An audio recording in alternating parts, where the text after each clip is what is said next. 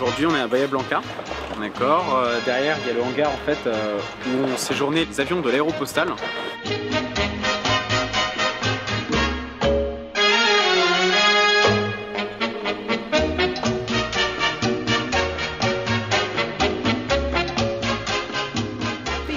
Sí, donde aterrizaba, estaba así.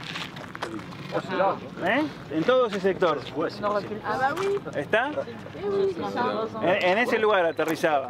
C'est un retour dans l'histoire. Quand on est passionné d'aviation, c'est intéressant de retrouver l'histoire des passionnés également, qui ont fait des exploits démesurés, avec des moyens d'aviation qui ne sont pas les, en termes de sécurité et de performance, qui n'ont rien à voir avec les avions de nos jours. Donc et en plus dans un pays magnifique qui est l'Argentine. Tout ça très loin, à 13 000 km de nos frontières et de la France. Donc c'est très émouvant d'être ici et d'avoir des Français qui ont développé une aviation ailleurs, comme l'ont fait l'équipe de l'Aéropostale, que ce soit en Afrique ou ici, quoi. C'est une super rencontre avec l'histoire et une super rencontre de pilotes et de passionnés d'aviation.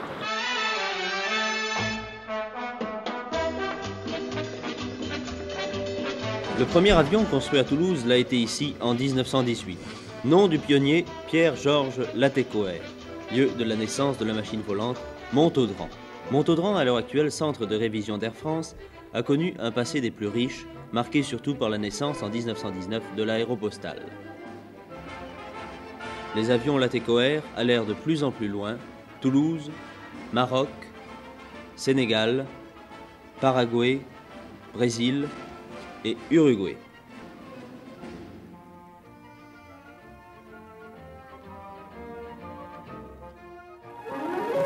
Il y a 30 ans disparaissait celui dont le sourire et l'audace appartiennent à la légende des temps héroïques de l'Aéropostale.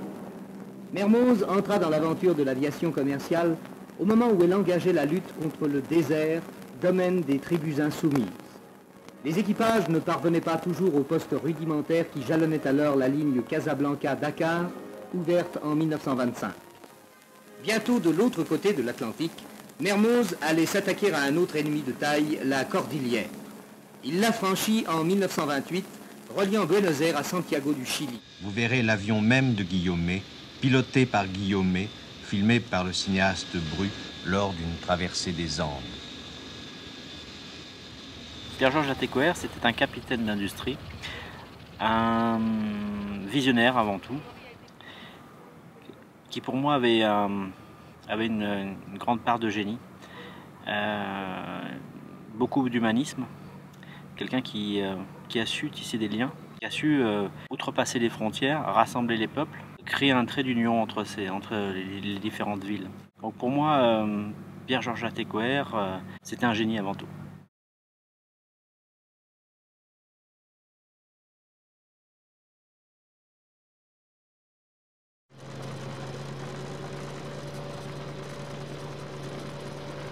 So for departure time, it will be 6:45 here for the first group in taxi and 7:30. Alors faire un raid Latécoère, c'est une sacrée épreuve, autant sur le plan physique qu'humain, puisque déjà on fait un raid, c'est pas uniquement faire un vol, c'est le faire ensemble.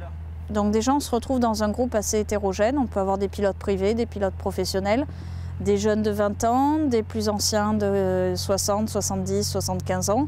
Et tout ce groupe doit arriver au même endroit, dans la bonne humeur et en s'entraînant. Les raids en Amérique du Sud suivent les traces de l'Aéropostale et des lignes Latécoère.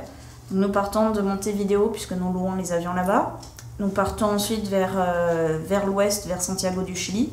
Nous posons à Mendoza. De Mendoza, nous prenons l'avion de ligne pour traverser la cordillère des Andes, puisque nos avions ne nous le permettent pas. Nous rentrons sur Mendoza et le retour se fait jusqu'à Montevideo à nouveau. Ici, il peut y avoir des changements d'équipage, des changements d'avion. Et nous repartons vers le sud jusqu'en Patagonie, donc tout le long de la ligne de l'Aéropostale et le retour.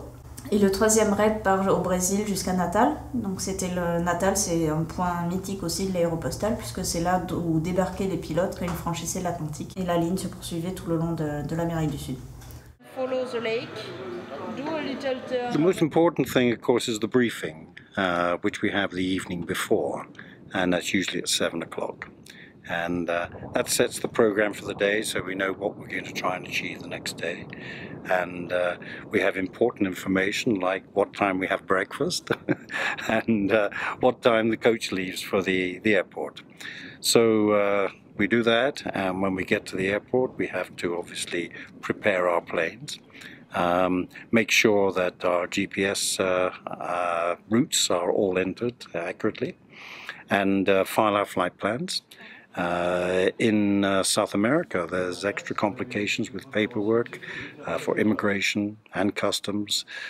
So once we've got all of those procedures accepted, and not as easy as it sounds, we can then call the tower, start up the engine, and go on our flight. Oui, mais écoute, on attend que la pluie passe, comme a dit notre ami Arthur, parce que la visibilité est très limitée.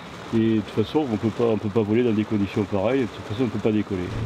Et Alfa Romeo, pour les avions du RAID, c'est la 08 en service, donc la fréquence 118.4, 118.4, et left hand base runway 01.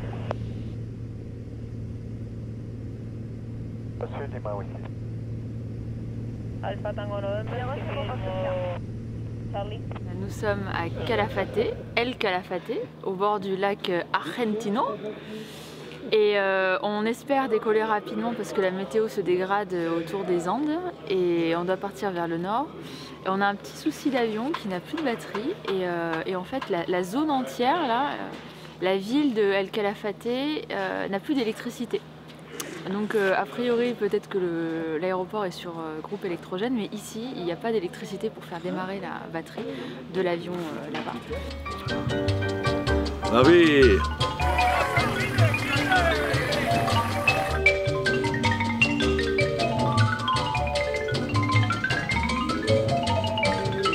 Nous sommes bien arrivés à Mar del Plata avec un petit peu vent de travers. J'ai fait un très bon atterrissage. Je suis contente, moi. Oui. Ici, tu as cette vanne qui en fait... J'ai aussi appris beaucoup sur l'aviation.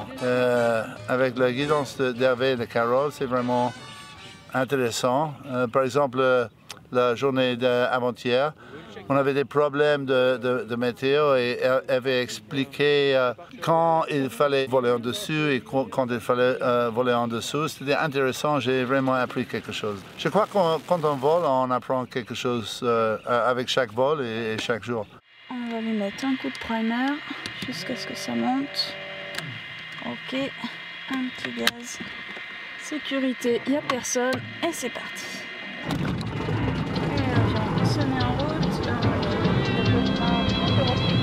San Fernando to Montevideo Airlines for 0565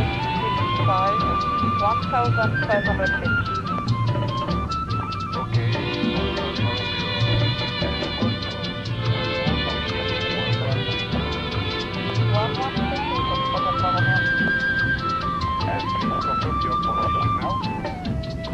We just passed Martin Garcia Island 2 minutes ago from Alfa Romeo.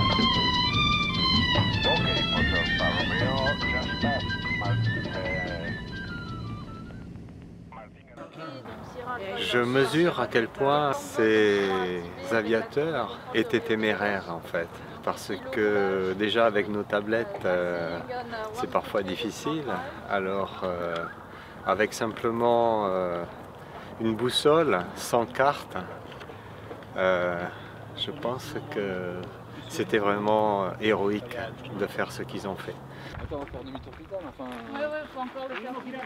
Non, on avance un peu. We didn't hear the last part of the message, which was saying that you have to stay at 25 nautical miles and 6,000 feet.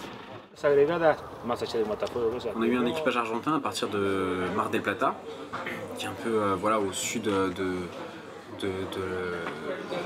Buenos Aires. C'était un premier contact qui était très fort parce que du coup nous ça fait plusieurs mois qu'on dialogue avec eux sur les trajets, sur les possibilités qu'on a, parce que c'est pas facile d'arriver dans un pays où on connaît rien, sur des cartes, parce qu'il nous faut des cartes, il nous faut des trajets, il nous faut des météos, donc il nous faut des contacts sur place très importants. Et ce contact donc du coup avec Carlos et Bruno a été très important. Ensuite ça a été un plus énorme, quelqu'un qui parle la langue, c'est bien, on en a eu jusque-là, mais quelqu'un qui parle la langue et qui est local, c'est une différence. Nous sommes dans l'hôtel de Touring. Le Touring Hotel. Voilà, Touring Hotel, où les pilotes de l'Aéropostale descendaient, et notamment Saint-Exupéry. Et Saint-Exupéry recevait ses amis dans cette salle-là. Je me suis rendu compte, sur le raid de la TECOR, que cette histoire-là, c'est une histoire universelle. Par exemple, ici au Brésil, Antoine Saint-Exupéry fait partie intégrante de l'histoire aéronautique brésilienne, il l'appelle Zepéry ici. Au travers du raid, on a pu se rendre compte que Antoine Saint-Exupéry était français, mais quelque part il avait quelque chose de marocain, de sénégalais, et puis de brésilien et d'argentin et à la fois chilien. C'est assez magique ce moment-là. C'est ce qui nous motive, ce qui nous plaît dans ce raid de la TECOR, c'est cette universalité de cette histoire. C'est quelque chose d'absolument fabuleux. Nous avons été accueillis par l'aéroclub de Rio Gallegos. La particularité, c'est que l'Aéropostale est venue jusqu'ici. Le hangar qui est derrière moi, c'est l'ancienne aérogare de l'Aéropostale. Et donc maintenant, on va visiter la maison des pilotes qui est un peu plus loin derrière. Donc beaucoup d'émotions sur ce site. C'est celui qui a fait le contact avec le... Les vestiges des lignes aériennes de la TECOR et Aéropostale sont composés de façon de pistes d'atterrissage, des maisons de radio, des maisons de pilotes, etc. Ce qui semble aussi remobiliser les différentes villes où il y a eu une escale de l'Aéropostale et des lignes aériennes de la TECOR, c'est le projet de l'inscription de la ligne au patrimoine mondial de l'UNESCO. Voilà. Ils se rendent compte qu'il peut y avoir un potentiel important et que ça peut leur permettre aussi de pouvoir développer des projets économiques et touristiques. Donc il y a un gros engouement en tout cas au Brésil sur ce projet-là. En Argentine, ils commencent petit à petit à en prendre conscience. On a en fait au Brésil quelqu'un qui s'en occupe. On a une personne, une brésilienne, qui est spécialiste de l'histoire de l'aviation. Dans cette plaque, l'État du Rio Grande do Norte, l'Assemblée, vous remercie, nous remercie à tous, et surtout au RAID, à l'association du RAID de la TECOR et à la mémoire de l'Aéropostale pour tous les services qu'ils ont rendus au Brésil et à l'État du Rio Grande do Norte. C'est les députés qui la signent. Nous sommes ici sur l'ancien aérodrome de Santos. Nous sommes particulièrement contents parce qu'un témoin de cette histoire, M. Carlos Civillo, est venu de très loin nous saluer, nous raconter un peu sa mémoire. Parce que quand il avait 4 ans, c'est sa grand-mère qui était là, qui a vendu ce terrain à la TECOR, à Aéropostale. Et donc il a pris l'habitude, lorsqu'il était enfant, de travailler un petit peu, de voler, d'être avec les pilotes de l'Aéropostale.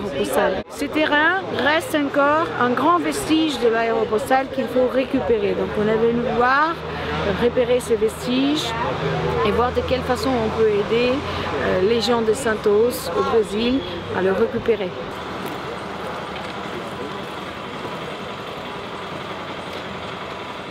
Pour nous, c'est très important de rattraper cette partie de l'histoire de notre ville qui faisait partie de l'Aéropostale dans les années 20, ce qui nous rend très fiers vraiment parce que ça montre l'importance de notre ville, parce que justement elle recevait ces pilotes européens, français, et ça nous aide à nous connaître un peu mieux. Donc c'est très intéressant de connaître notre propre histoire à partir du regard étranger.